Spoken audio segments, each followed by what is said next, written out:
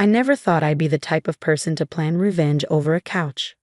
But watching my daughter Emily's face crumple as she sat cross-legged on my sister-in-law's hardwood floor, I felt something snap inside me. "Mama, my legs hurt," Emily whispered, shifting uncomfortably. We'd been at Jessica's house for nearly 2 hours, celebrating my mother-in-law's birthday. The entire family lounged on Jessica's precious white sectional, all except my 7-year-old daughter, who'd been banished to the floor the moment we arrived. "Just a little longer, sweetheart," I murmured, fighting to keep my voice steady. Emily nodded bravely, but I could see tears forming in her hazel eyes. My daughter, with her wild curls and creative spirit, was the light of my life. She loved art, spent hours painting and crafting, and yes, sometimes got a bit messy in the process. But she was a child, for heaven's sake, not some untrained animal. "Oh, look at that, she's actually sitting still for once," Jessica commented loudly, adjusting her perfectly styled blonde hair. "Usually, she's bouncing around like a feral cat." My mother-in-law Margaret tittered nervously while my husband Tom shifted uncomfortably beside me. I gripped my glass of wine tighter, remembering the hours I'd spent helping Emily pick out her special party outfit, a lavender dress with matching ribbons in her hair. She'd been so excited to show everyone, twirling in front of the mirror at home. Now, those ribbons were coming loose as she sat hunched on the floor, trying to make herself as small as possible. "Jessica," I started, attempting to keep my tone civil. "Emily's been very well behaved. Maybe she cold." "Kate, we've been over this." Jessica cut me off with an exaggerated sigh. "This is a $12,000 custom-made couch. Children like her belong on the ground. I won't have her ruining my furniture with whatever substances she's covered in." She wrinkled her nose as if my daughter were contaminated. Tom cleared his throat. "Jess, come on, she's my daughter." "Exactly, she's your daughter. Which means you should understand the value of maintaining nice things. Some of us work hard for our possessions." Jessica's smile was razor sharp. She'd never forgiven Tom for marrying me, a kindergarten teacher, instead of the corporate lawyer she tried to set him up with. I felt my cheeks burning. "Emily washed up before we came. She's perfectly clean." "That's what you said last time, and then I found paint under my throw pillows." Jessica's voice dripped with disdain. "I had to have the entire couch professionally cleaned. Do you have any idea how much that cost?" I offered to pay for it. I reminded her, though we both knew my teacher's salary couldn't cover her excessive cleaning bills. And Emily apologized for that accident. "An apology doesn't fix Italian imported fabric, does it?" Jessica turned to Margaret. "Mom, remember when I was little? I never would have dreamed of touching the furniture with dirty hands, but I suppose some children just aren't taught proper manners." That was it. I started to stand, ready to gather Emily and leave, but Tom's hand on my arm stopped me. "Kate," he whispered, "please, it's Mom's birthday. Let's not make a scene." I sank back into my seat, seething. Emily caught my eye and gave me a tiny smile, trying to make me feel better, even in her discomfort. My sweet, empathetic girl. How dare Jessica treat her like this? The afternoon dragged on. Jessica served an elaborate lunch on her pristine white dining chairs, which Emily also wasn't allowed to sit on, followed by cake on the patio because chocolate crumbs are impossible to get out of the carpet. When we finally left, Emily was quiet in the car. "Too quiet. You okay, bug?" I asked, turning to look at her in the backseat. "Why doesn't Aunt Jessica like me, Ma?" Her small voice broke my heart. Tom spoke up quickly. "Of course she likes you, Princess. She's just particular about her things. She lets Cousin Mason sit on the couch," Emily pointed out, "and he's younger than me." I caught Tom's eye. Mason was Jessica's 6-year-old son, who, despite regularly tracking mud through the house and wiping his sticky hands on furniture, was apparently exempt from the no children rule. Some people, I chose my words carefully, care more about things than feelings, sweetheart. That's their problem, not yours. "Your mom's right," Tom said firmly. "And next time, we'll host at our house." I nodded, an idea starting to form. Our home might not have custom Italian furniture or imported rugs, but it was warm and welcoming, filled with Emily's artwork, family photos, and yes, furniture that had seen its share of spills and crafting accidents. Each mark told a story of life being lived, of memories being made. "Next time," I said, watching Jessica's perfect house disappear in the rearview mirror, things will be different. Little did I know just how different they would be, because 3 weeks later, when Jessica announced she'd be stopping by our house for coffee, I had plans of my own. Plans that involved my daughter's extensive craft supplies, some creative seating arrangements, and a very special lunch menu. Sometimes, after all, the best revenge isn't served cold. It's served with extra marinara sauce. "Are you sure about this, Kate?" Tom asked, watching me arrange our mismatched throw pillows on the couch. "Jessica can be intense when she's upset." I smiled sweetly, adjusting the hand-painted pillow Emily had made at summer camp. "I'm just hosting my sister-in-law for lunch, honey. What could possibly go wrong?" Tom raised an eyebrow. He knew me too well. After 12 years of marriage, he could probably sense the mischief lurking beneath my innocent expression. "Just try not to start World War II, okay?" "Would I do that?" I asked, carefully placing Emily's newest art project, a gloriously messy finger painting, in the center of our coffee table. The still wet paint glistened invitingly. "Yes," Tom replied without hesitation. "Yes, you absolutely would." He kissed my cheek before heading to work. "Text me if there are any casualties." Once he left, I went into full preparation mode. Emily was at school, blissfully unaware of what was about to unfold. I considered keeping her home to witness Jessica's coma pants, but decided some things were better left to adults. First, I moved our sturdy, stain-resistant furniture out of the living room, replacing it with the white wicker set we usually kept on the patio. The cushions were clean but definitely showed signs of life. A juice stain here, a marker streak there, each mark a badge of honor from Emily's childhood. Next, I prepared lunch. Jessica had texted specific dietary requirements. No gluten, no dairy, nothing processed. She was on some new celebrity cleans that probably cost more than my monthly salary.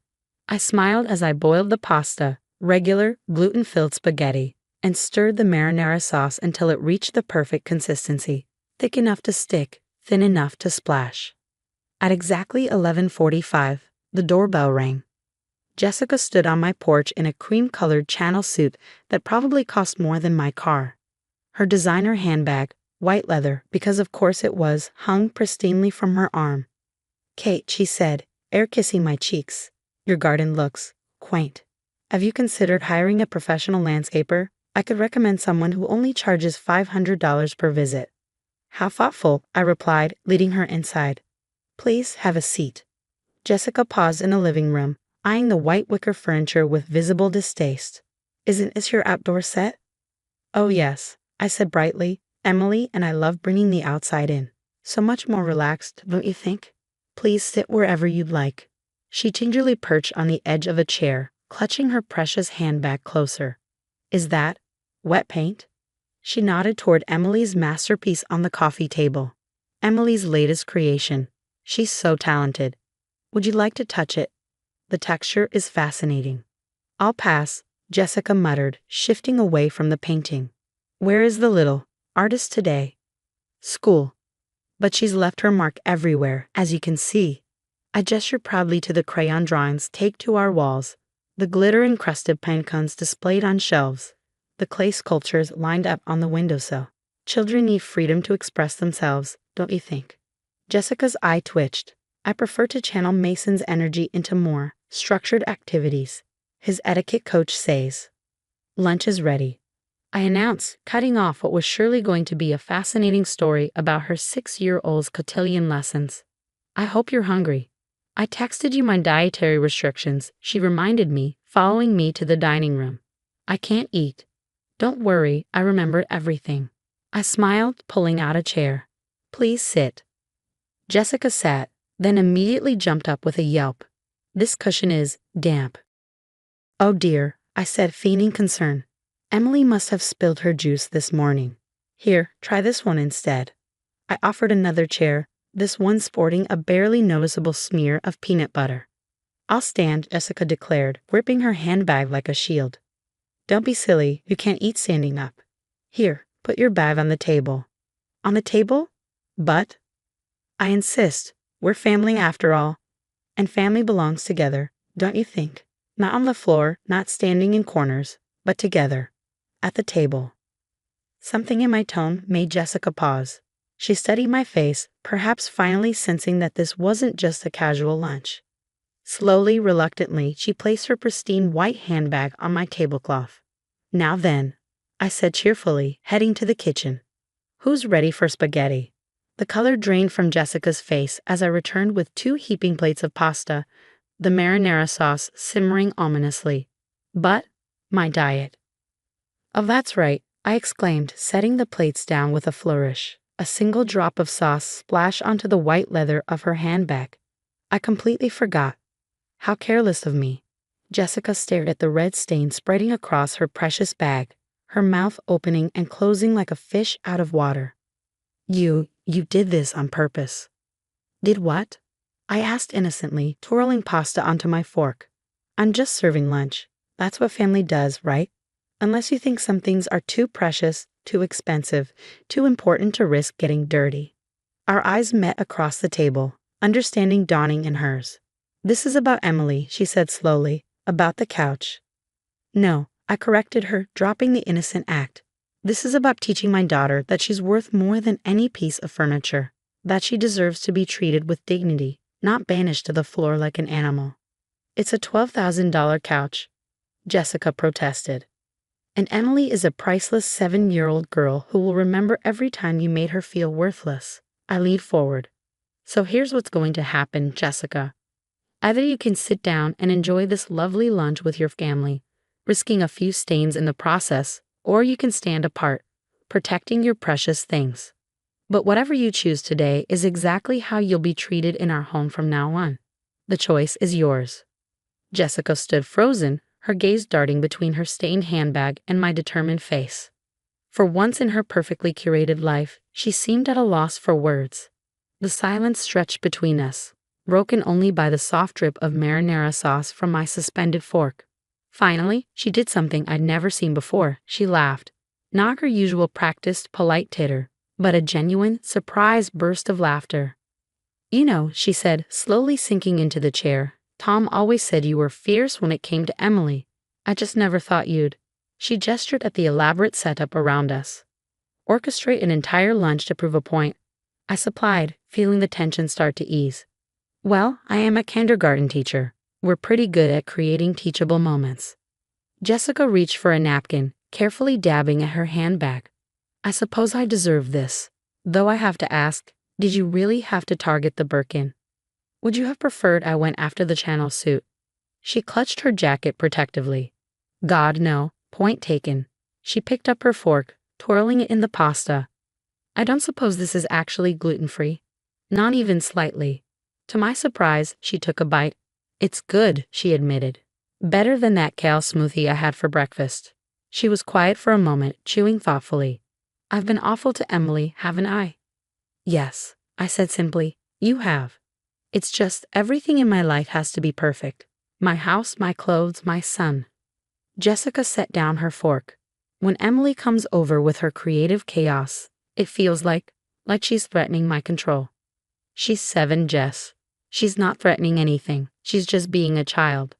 "I know." Jessica's shoulders slumped. "The truth is, sometimes I watch her with you. How free she is, how creative, and I'm jealous. Mason won't even finger paint anymore. He's terrified of making a mess."